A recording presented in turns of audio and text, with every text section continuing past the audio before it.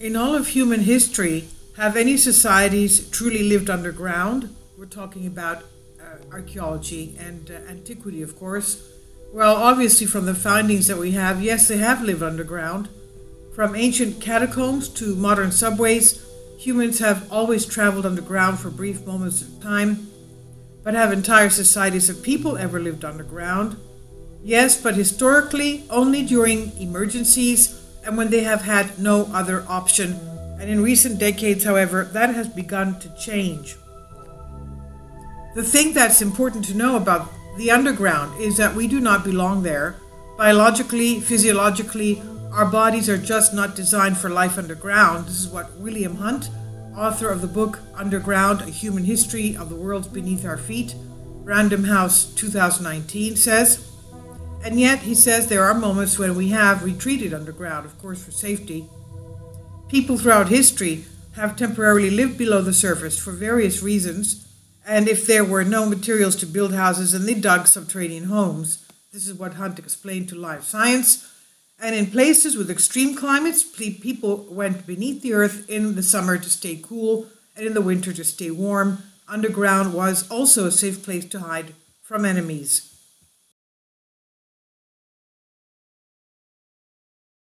Kindly support my Patreon account since YouTube has again demonetized my YouTube channel.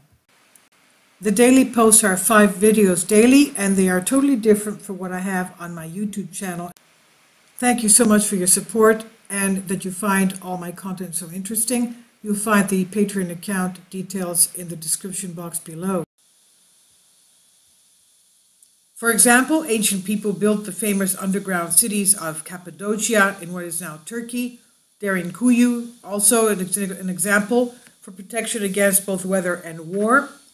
Hunt said they were geographically in a very strategic place. They were constantly being attacked, and the inhabitants retreated below ground during emergencies, but they did not stay there for long, perhaps for a week at a time. Now, in the case of Cappadocia, we know that the early Christians took security there. They had it as a safe haven because of the 300 years of being, the perjury that they had. So they were in Cappadocia of Turkey. So the inhabitants, Hunt explains, retreated below ground during emergencies, but they did not stay there for long, perhaps a week at a time. One of the largest underground cities in Cappadocia is Derinkuyu, which dates to around 7 or 8 centuries and could have housed about 20,000 people, according to Atlas Obscura. Geophysicists have found that another recently discovered city in that area spans 5 million square feet. That's 460,000 square meters, and may be 371 feet deep, according to National Geographic. And if true, this would make the recent found Cappadocia city about a third larger than Derinkuyu. The underground cities of Cappadocia are an architectural marvel, Hunt said. Wells plunge deep into the water table. Holes leading up to the surface activate as ventilation shafts. Layers of protection, including large circular stones that the people rolled in front of entrances to the city, separated those inside from invaders on the surface. Not all subterranean dwellings were complex as those in Cappadocia.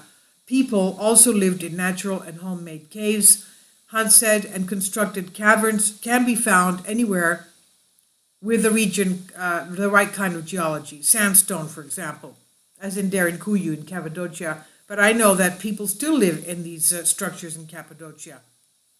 So stone hills made from puff volcanic stone, pumice, easily dug into.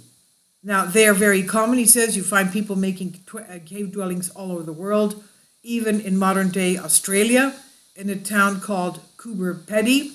About half the population live in dugouts or holes carved into the side of the hills, according to Smithsonian Magazine.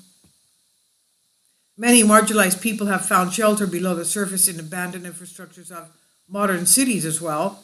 There are fewer of those mole people of New York than there were in the 1980s, but perhaps more than 1,000 unhoused people live in tunnels beneath the streets of the city, Hunt said. Mainly homeless people have lived in tunnels beneath Las Vegas, and large communities of orphans live under the streets in Bucharest, Romania. As more people move to cities, more of those city dwellers may move underground. Places such as Singapore are exploring options for building downwards. The technology needed to do so is already here, said Ain Hee Lee, an assistant professor of psychology at the University of Nottingham's Malaysia campus, who studies the psychology of being underground. The challenge is convincing people to move underground. In reality, being beneath the earth has not yet been shown to cause negative psychological effects as long as lighting, room size, ceiling height, and other physical attributes of the setting are consistent with above ground, he said. For example, technologies such as light wells, which allow natural sunlight to brighten underground spaces using materials such as reflective paint, could fight depression that arises from the lack of sunlight. People may feel isolated from their counterparts on the surface. They may feel a lack of control, but these feelings are manageable. However, people still dislike the idea of living below ground. In any case, Lee thinks people worldwide will start to make the move before long, inspired by places that are paving the way, such as Resso, an underground city in Montreal, Canada, that is more than 20 miles long and includes shopping malls, offices, hotels, and schools. Now, I used to live in Montreal, and we know that the soil there is so soft that you have to have as many basements as you have underground as you have floors above ground. And I told you many times, both my parents were architects in Montreal and in New York City as well. But that's what my mother explained to me. If you have 7 floors above ground, you have to have 7 basements. So they use those basements to make shopping malls. And what they had is even underground tropical gardens, waterfalls. I mean, you were there in the shopping mall, and also almost every neighborhood has a subway. So it's so cold there. I mean, we had more cold than we had in Anchorage, Alaska, because it's a snow belt.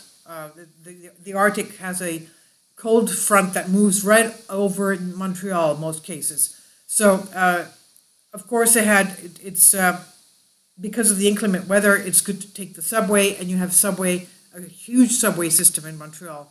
So, because of the fact that it's quite cheap to do that, you're already digging underground. So this is one of the things underground in Montreal. You don't have the idea that you're underground when you have all this beautiful lighting and even waterfalls and tropical gardens in the malls. Now, including shopping malls, they said, offices, hotels, and schools underground.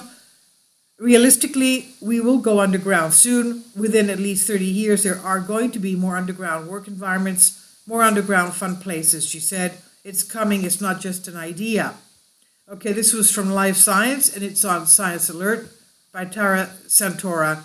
Please leave your comments, and thank you for your support.